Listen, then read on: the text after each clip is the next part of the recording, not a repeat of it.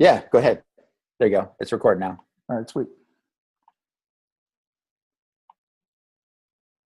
What's up, jarheads? I got it. I'm connecting it right now, so it goes cool.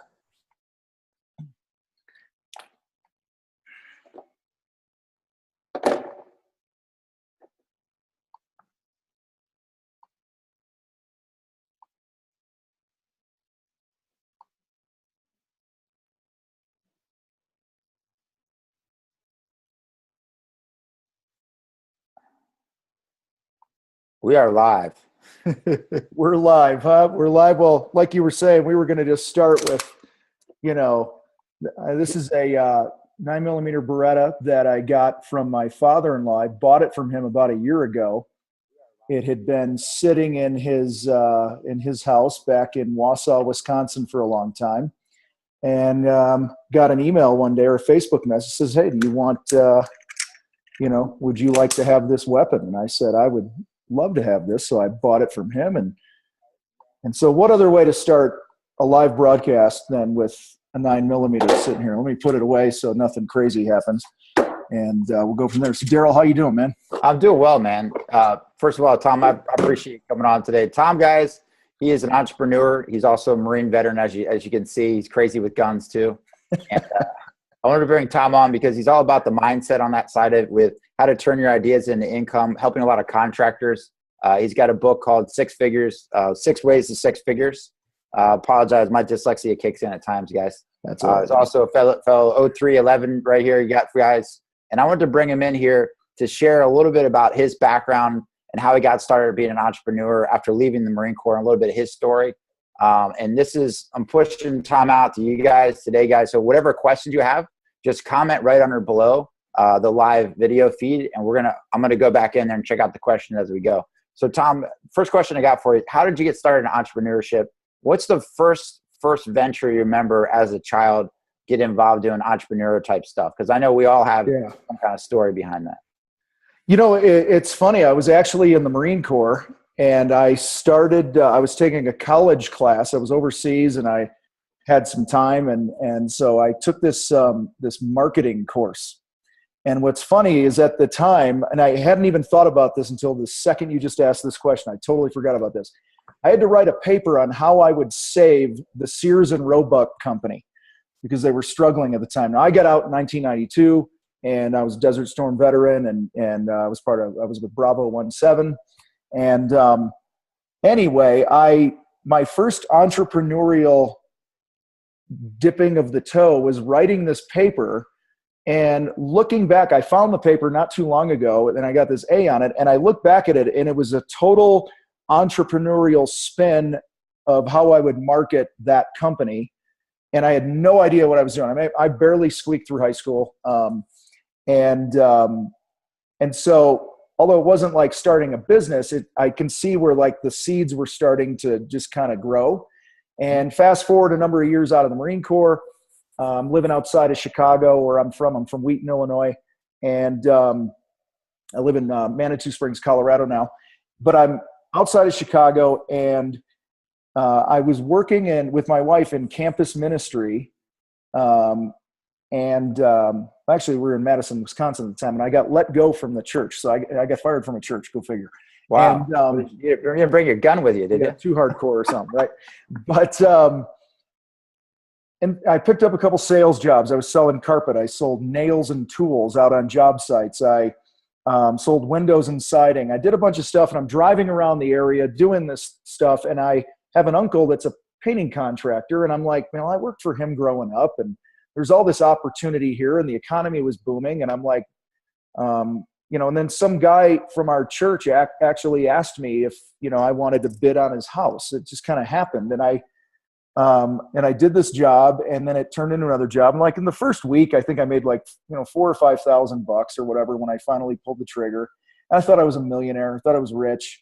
So I jumped in both feet, started a residential painting company outside of Chicago, grew from 0 to like 300 jobs a year, 400 jobs a year within 3.5 years, through just a lot of hustle. And so what time frame was that, so everybody gets an idea? Yeah, this is like 2000, 02, 03 when I started, 02, 03. Okay. And so built that company, brought on a partner, had a great relationship with my business partner, ended up selling my half of the business because I wanted to have a bigger impact in the world. And which When is was that? how it led to me doing what I'm doing now, and that's helping other people win bigger. So, Yeah. So that's how I got started. And it's when did you start? When did you sell your company? this was early 2012, late 2011, right in there. Wow. Okay. Yeah. So you were able to make it through. There's for those listeners who aren't aware, there's a little bit of a financial crisis from the country from about 2006 to 2009. Yeah. Right. And you were able to make it through all of that and sell your company at the end of the day. Congratulations. Yeah. And I had a good partner, and, I was kind of the sales and marketing arm. He was the operations arm. And without him, we don't survive that time. And but what's funny is during that time, our revenue dropped literally like overnight. And I remember we had a team meeting. We brought all of our employees together, and we sat them down. And this is, thinking back, this is stuff that I think I learned in the Marine Corps. I believe the number one quality of a leader in anything, and I don't think I consciously knew this then, but I do now, and I believe it now, is that if your number one role as a leader that you're going to be successful with is if you can make the people that you lead feel safe. And I don't mean safe like coddling with safe spaces and things like that in our society. I bought my safe space card. Yeah.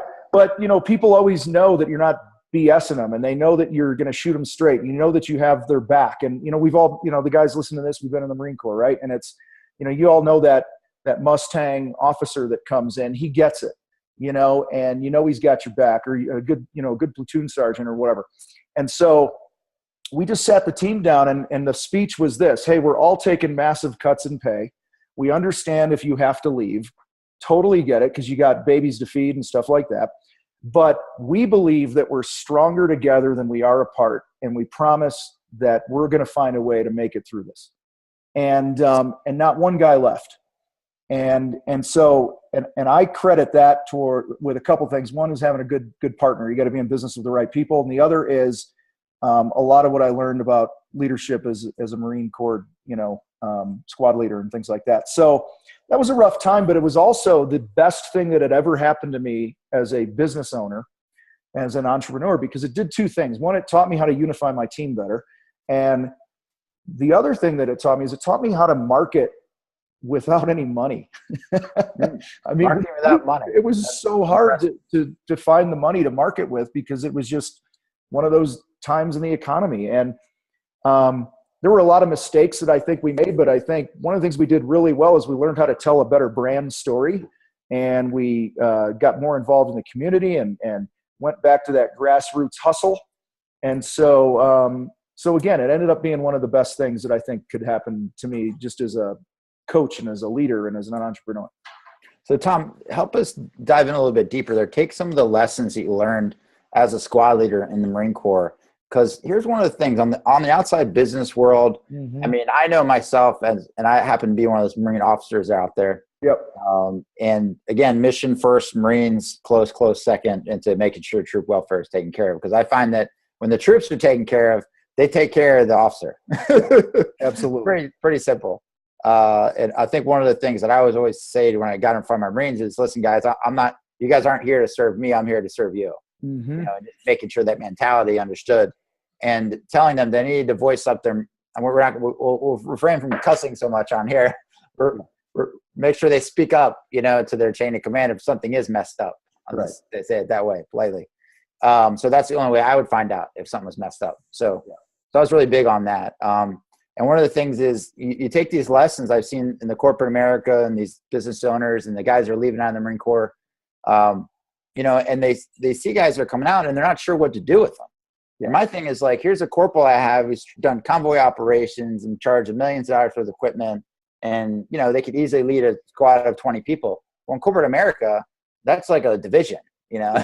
It's like crazy. It's like the same responsibility they had there, people's lives and all that kind of stuff, and the ammo. And you just change some of the dollars and cents around, and just key things like holding people accountable. I mean, those are lessons that, you know, they've learned in the Marine Corps. They're now taking over outside of the business world. And I want to hear about some of your lessons you took away from the Marine Corps and how you're helping, you know, businesses, you know, put those into play for their own businesses now. Well, I think what comes to mind, like I said before, is I think you got the people that you lead need to know that you can be yourself. You know, and I also coach high school football, and I know that an athlete, a Marine, a salesperson, whatever it is, if you're playing all puckered up and afraid to take a shot and afraid to just let yourself out, you're never going to be as good as you can be. And one of the things the Marine Corps does really well is they cut us loose, right? They train us, and then they say, all right, go find a way and get it done. And that's something that I see business owners make really big mistakes with. Is they'll have a grown up, right? They'll have somebody who's 25 or 30, 40 years old in their company, and they don't cut them loose enough and let them sink or swim. And here's where the light bulb went off for me. I remember I felt like I was micromanaging my business, my people at one point. You know, why can't they do this? Why can't do this? I just recently did a YouTube video on how to let go, and this is the example I gave. I said, and then it hit me. I'm like, my God, you know, when I was 20 years old, I had a radio and 12 guys assigned to me, and I had a $40 million jet that I could call in to blow things up if I wanted to. And I was 20 years old, right? Yeah. You know, you think of what we did in the Marine Corps, you know, what the average Lance Corporal does, and or Corporal. And then I thought, man, I had a buddy who was, I don't know, 19, 20, 24 years old, somewhere in there, that was driving a $200-300 million submarine.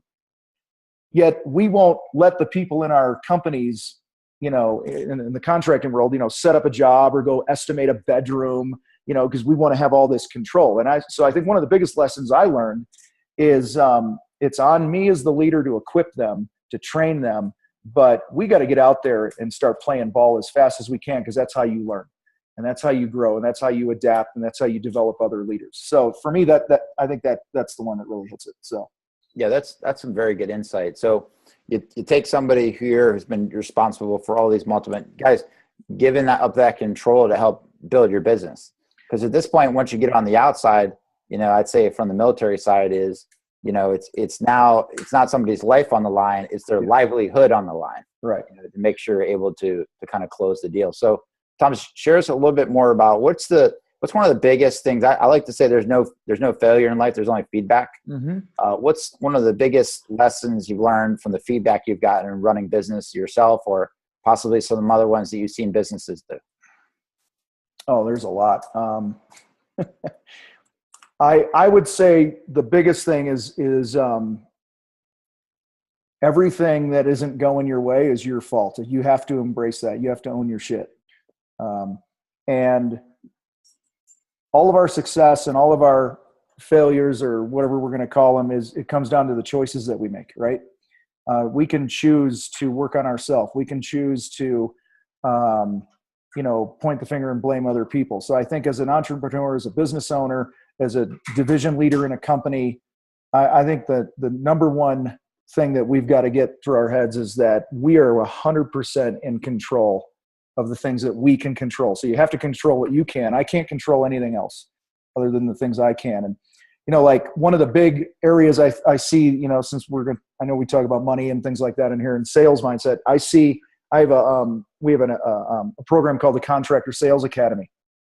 And we help people change their mindset about the value that they bring, and not let yourself be disrespected by the marketplace and the customers and this and that. But that disrespect starts in our own mind. If we're not respecting ourselves first and really taking stock of the value that we bring, then nobody else is going to respect us. Because the truth is, in the sales umbrella, people will pay what you're strong enough to ask for, when you're confident. You know, another thing as I see is salespeople make their own crap the customer's crap. Meaning, if you think $500 is a lot of money, you can project that onto the client in going, oh my God, I'm going to tell them I see contractors and business owners all the time sharpening their pencils on their own bids before they even have a conversation with the homeowner, because they're like, well, that's a lot of money. And so they're not, one of the worst mistakes we make mindset wise with sales is projecting our own beliefs about money onto our prospects. And so I think one of the biggest mistakes I've made in the past, and I see others make, is this whole mental game of truly understanding the value I bring to somebody, and that at the end of the day, it's really not about the money with them. It's about, can you connect with them and understand their pain and their pleasure and what's those hot buttons are. And this could be a leadership thing too. I mean, you can, we talk about pre-qualifying prospects all the time. Well, I could be having a conversation with an employee and I could be like, hey, wave a magic wand over your career here. What's it look like? I can get into his head a little, and I can, it's a mindset thing. And now it's on me to make sure that I set the table for this winner to have a place to grow and develop in my company, because it all started with understanding what's important to him. So kind of over there, but no, absolutely. What are the most common things you see when companies come in and say, man, Tom, the value you deliver is amazing. Do you work mainly with the CEO of the company, or do you work with the whole company? Do you have a program that you roll out that everybody take? I mean, how do you bring your knowledge and the lessons you learned from the Marine Corps and transpire that knowledge over to them? Well, it's both. Again, it starts with, if you're the owner of a company and you reach out to me and I'll say, hey, what's going on in your business? What do you want to fix? What do you want to address? Wave a magic wand, or, hey, let's pretend that we're working together for 3 months or a year or whatever it is. On the other end of it, what needs to have happened for you to feel like this was a good use of time and money? And then from that feedback, then I'll develop a thing where, hey, I think you and I should be on the phone together weekly for X amount of months. Or I'll say, hey, you and I just need a monthly check-in call, but I'd like to spend some time with some of your key team people or whatever.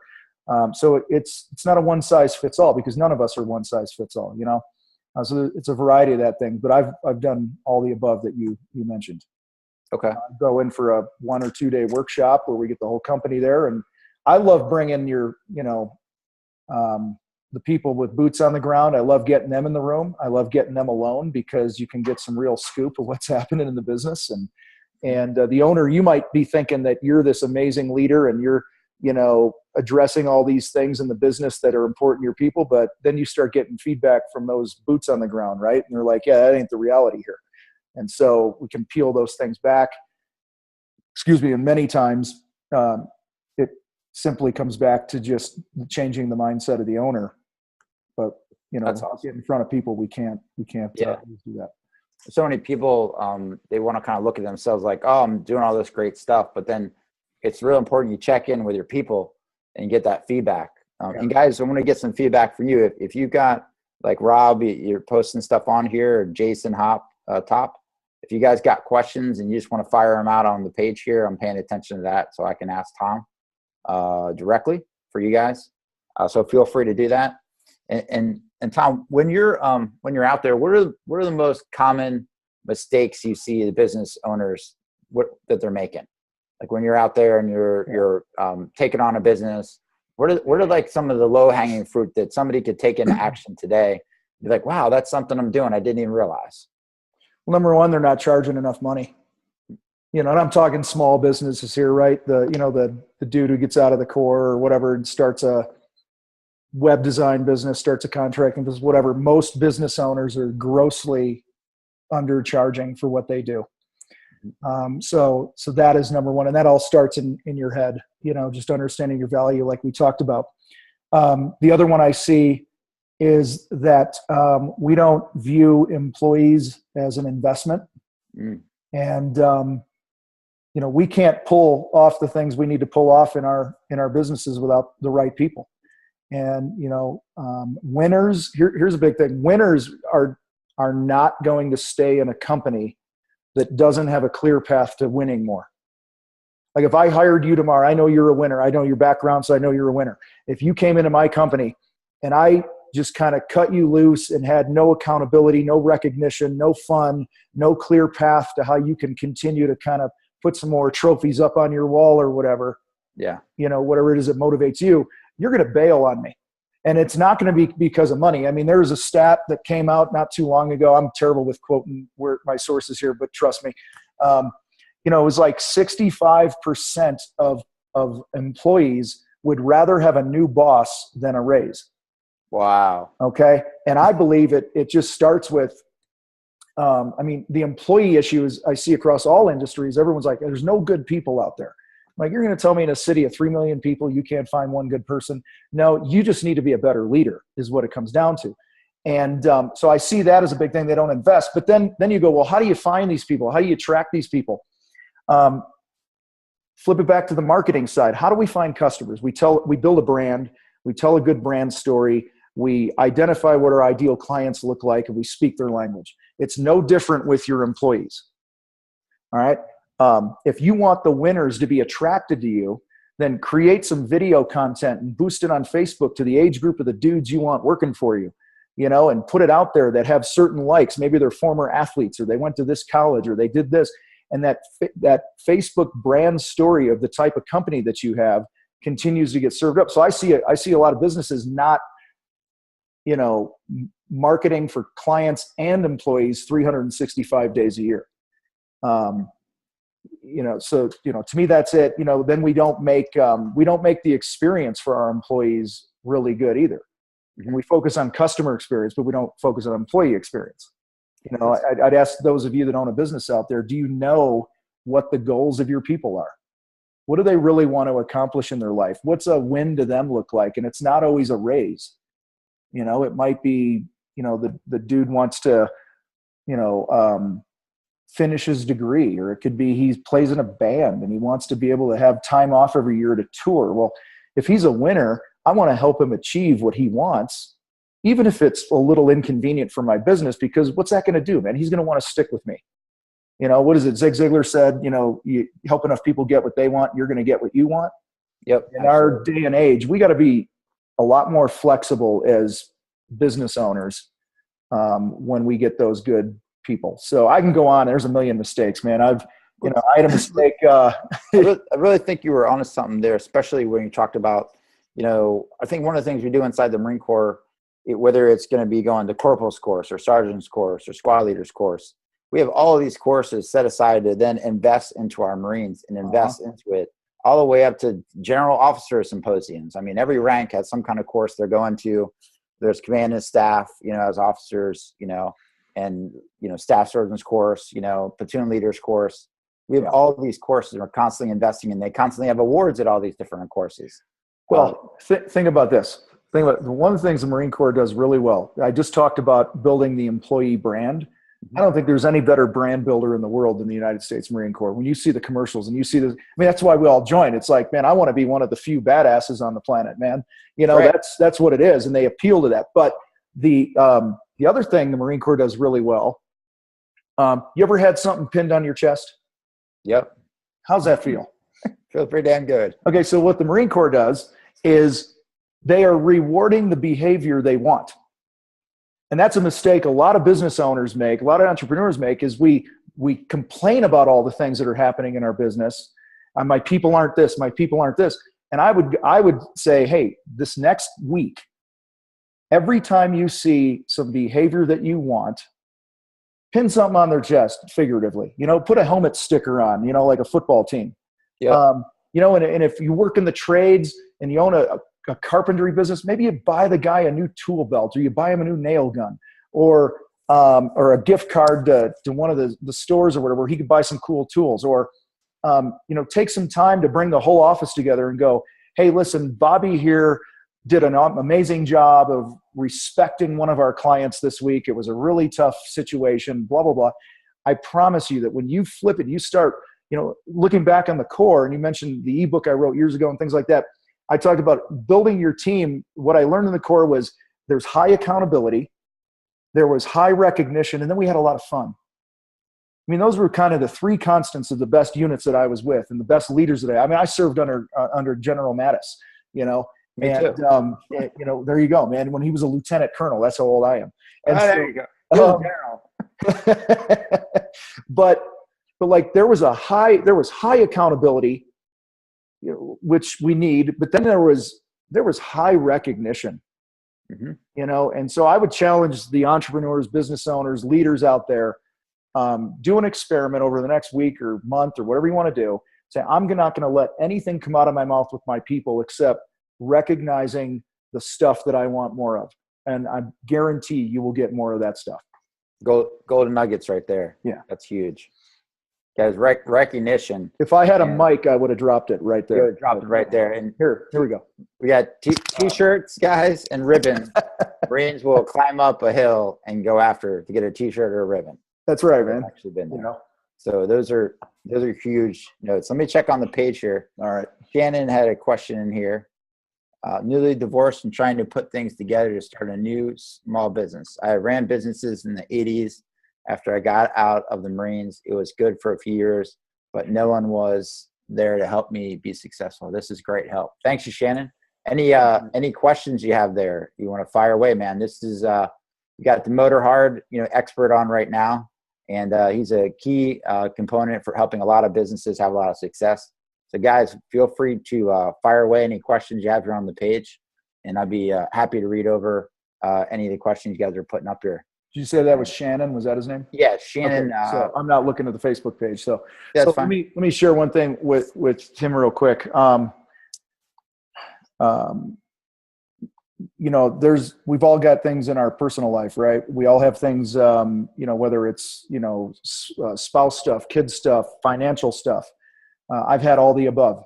I've been bankrupt and everything in between. And I would say to anyone, and Shannon, maybe this doesn't apply, but if you're looking to start something new, if you're looking to you've been knocked down, and you're like, man, I've been knocked down like 1,200 times and I'm standing up for the 1,201st time here, right? Whatever you're starting, if we want to have success, and I learned this recently from another coach that I work with and some things like that. It's about managing your energy. And most of us spend so much energy on the things that aren't going to push the ball over the goal line, and we settle for field goals instead of touchdowns. And so the advice that I was given is identify everything that other people do better than you. So in my case, that would be anything administrative. Okay.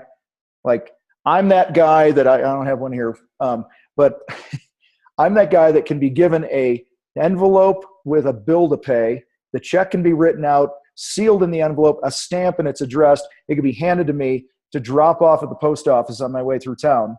And that dang thing will be in my truck 6 weeks later. Like I am terrible at administrative stuff, which leads to the second thing, that you want to eliminate anything that drains your energy. And for me, that's administrative stuff. So all those things that you think of when you look at all the to-dos, just go, what does somebody do better? What drains my energy? Okay, start with those and eliminate that stuff. And then on the flip side, you want to identify the things that when you do them, they always produce growth. All right, so for me, every time I record a podcast or come on as a guest like this or shoot a video, write a blog, engage on a Facebook Live video, speak in front of a group, might not happen immediately, but every time I do those things, it always produces growth in my business. And the other cool thing is you want to do the things that produce confidence, because the more confident you are, the more attractive you're going to be. People are going to want to work with you and they're going to hire you no matter what your product or service is. Okay. So when you can eliminate those things that suck the energy out of you and that people are really good at other than you, and you can replace that with only doing things that build your confidence and produce growth, you're on your way to getting up off the canvas a little bit faster. Absolutely. And that kind of brings us into one of the questions that somebody had is, do you go speak at any events out there, or do you participate in any events that are out there around the country? What are some of the things you plug into? Yeah, so I work with everything from trade associations to companies that have me come in and do workshops and things like that. All the above. Mm-hmm. So, what's your favorite book, or what's some of the books you're reading right now? Oh man, I love The One Thing. The One Thing. I just got that. It's a great book. Yeah. Here, hey Dakota. Open up, my son's here. He's my video guy. Cool. He's recording some stuff. That cabinet right there in front of you. Also, I want to put a plug in for Neil. Neil is actually the one that brought. Is there a book called The One Thing? Bring it over here. Yeah. He's the one that brought us together today. And Neil actually does a lot of that administrative stuff that Tom was actually talking about with web stuff in the background. Yep. helping you do all the email marketing and how you manage people, the lists, and helpful with that. So, yeah. So that's the thing, like Neil is a winner. Neil and I met when we were both contractors in Chicago, and Neil's the type of guy, when you hire winners, you send a quick text or email and you go, hey, it'd really be cool if we could pull this off. And then the next thing you know, 2 days later, it goes poof and it's done.